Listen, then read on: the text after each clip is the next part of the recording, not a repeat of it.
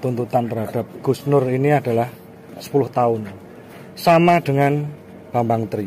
Bahwa beliau ini adalah seorang ulama.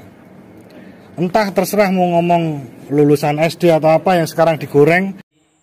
Pengacara si Sugit Nur dan Bambang Tri. Tetapi kelihatannya dia lagi murung, sahabat-sahabat. Karena mari gunakan akal pikiran, gunakan akal sehat untuk melihat sesuatu. Assalamualaikum warahmatullahi wabarakatuh. Salam sejahtera untuk kita semua. Salam demokrasi dan salam pluralisme.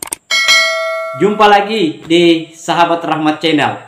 Nah, kali ini sahabat-sahabat, itu dari pengacara si Sugit Nur dan Bambang Tri. Tetapi kelihatannya dia lagi murung, sahabat-sahabat, karena jaksa penuntut umum menuntut si dua terdakwa ini, yaitu Sugit Nur dan Bambang Tri, itu 10 tahun penjara, sahabat-sahabat. Dan di konferensi pers kali ini, sahabat-sahabat, barusannya ini barusan tidak kelihatan si Egy Sujana dan si Ahmad Husainuddin yang biasa berkuar-kuar di media sosial.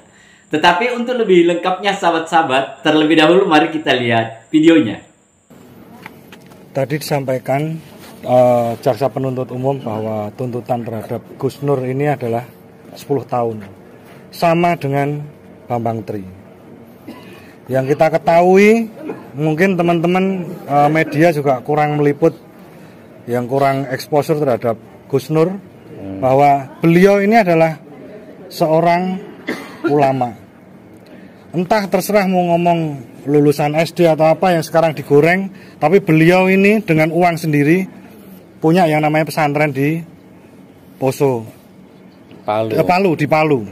Dan beliau ini dalam membiayai pondok tersebut itu jelas pakai uang pribadi. Yang pertama saya sampaikan bahwa dari persidangan tadi, dari tuntutan 10 tahun, jelas kita sangat keberatan. Dan itu tidak adil. Kita flashback sebentar ke belakang. Saya bertanya kepada Gus Nur di persidangan juga, apakah Gus Nur dendam dengan Pak Jokowi? Jawabnya adalah tidak, sama sekali tidak dendam dengan Pak Jokowi. Tidak punya alasan apapun. Gus Nur ini hanya warga biasa, warga yang ingin kritik pemerintahnya karena dirasa di masyarakat hukum belum tegak sepenuhnya. Seperti yang kita ketahui sekarang, banyak orang-orang menyelewengkan jabatan dan lain sebagainya. Narkoba masih merajalela karena apa? Karena seperti itu. Ini adalah cuman kritikan dari seorang warga biasa yang kebetulan adalah memposisikan diri sebagai oposisi. Tentunya dengan pemberitaan seperti itu, Gus Nur melakukan mubahalah dengan Bambang Tri karena isu ijazah palsu dan lain sebagainya. Ini adalah kritikan terhadap pemerintah. Masa sih Indonesia, negara sebesar ini, kita tidak khawatir dengan administrasi yang begitu buruknya di negara kita. Gus Nur menyampaikannya adalah di YouTube. Jaksa penuntut umum menuntut bahwa Gus Nur ini menyebarkan keonaran. Keonaran yang mana yang disebarkan? Keonaran menurut Undang-Undang nomor 1 tahun 46 itu adalah keonaran pada waktu itu, pada waktu setelah kemerdekaan. Bukan keonaran seperti media sosial. Media sosial seperti teman-teman wartawan semua ketahui bahwa komentar dan lain sebagainya itu tidak real, tidak secara fisik. Jadi itu hanya di media sosial. Bukan terjadi keonaran betul-betul di masyarakat. Itu satu. Yang kedua, Gus Nur ini adalah seorang ulama yang sangat mencintai agamanya. Tapi kebetulan beliau ini adalah seorang oposisi. Apakah pantas beliau dengan melakukan mubahalah seperti itu dituduhkan sebagai seorang penista agama? Oke. Saya tanya seperti itu kepada teman-teman wartawan di sini supaya masyarakat paham bahwa seorang yang mencintai agamanya dituduh sebagai penista agama. Bagaimana dengan penista-penista agama yang betul-betul melakukan penistaan agama? Banyak, dan itu tidak diproses, mohon maaf. Itu juga sebuah kritikan. Nah, itu tadi videonya, sahabat-sahabat. Jadi kalau kita lihat dari penampakan wajahnya, itu kelihatannya murung. Dan tidak sejemawa lagi di awal-awal persidangan, yang setiap kali persidangan meminta untuk Pak Jokowi hadir di persidangan dan membawa ijazah asli Pak Jokowi. Tetapi ternyata kali ini, ternyata dia keok, sahabat-sahabat. Karena dia tidak pernah menyangka bahwa jaksa penuntut umum itu akan memberikan ancaman hukuman itu maksimal 10 tahun penjara, sahabat-sahabat. Saya kira ini tuntutan yang berat. Mereka akan bersusah payah untuk membuat pembelaan, membuat pledoi agar majelis hakim bisa mengurangi tuntutan dari 10 tahun penjara itu, sahabat-sahabat. Dan ini akan susah dan dia pasti akan kewalahan untuk melakukan pembelaan itu, sahabat-sahabat.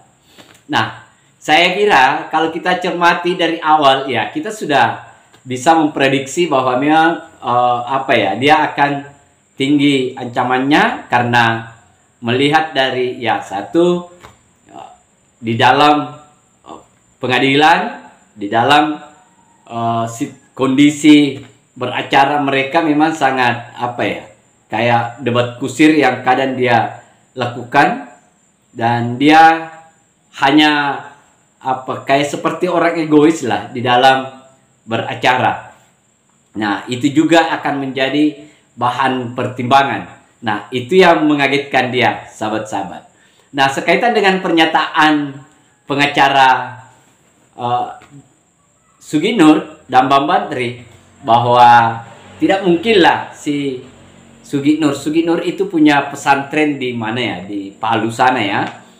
Ya, kalau itu ya sepakat sajalah. Kalau saya sendiri secara pribadi sepakat saja. Yang saya tidak sepakati itu adalah soal memberikan fatwa-fatwa dengan tidak cukup bekal ilmu agama.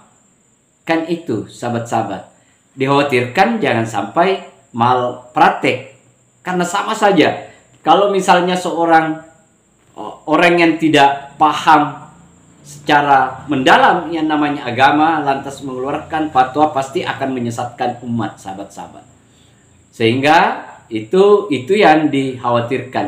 Kan tidak semua orang, banyak orang juga kok yang membuat pesantren yang bukan ahli agama, bukan alumni mondok, nyantri, dia bukan kiai, dia bukan ustaz, dia bukan buat juga pesantren. Tetapi dia tidak pernah membuat fatwa-fatwa yang berhubungan dengan keilmuan keagamaan. Karena orang yang seperti itu pasti nyadar diri. Dia tahu diri bahwa kapasitas dia itu hanya bisa membangun pesantren, membiayai pesantren, ya sudah cukup. Yang dikhawatirkan adalah jangan membuat fatwa-fatwa yang menyesatkan, fatwa yang salah karena tidak cukup ilmu untuk membuat fatwa-fatwa tersebut.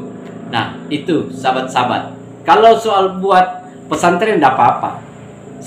Kalau saya ya support saja, karena itu persoalan rezeki, soal banyaknya biaya, kemudian dia mungkin bisa, tetapi jangan karena dia bisa melakukan pembangunan pondok dan membiayai ustaz-ustazah, lantas kita juga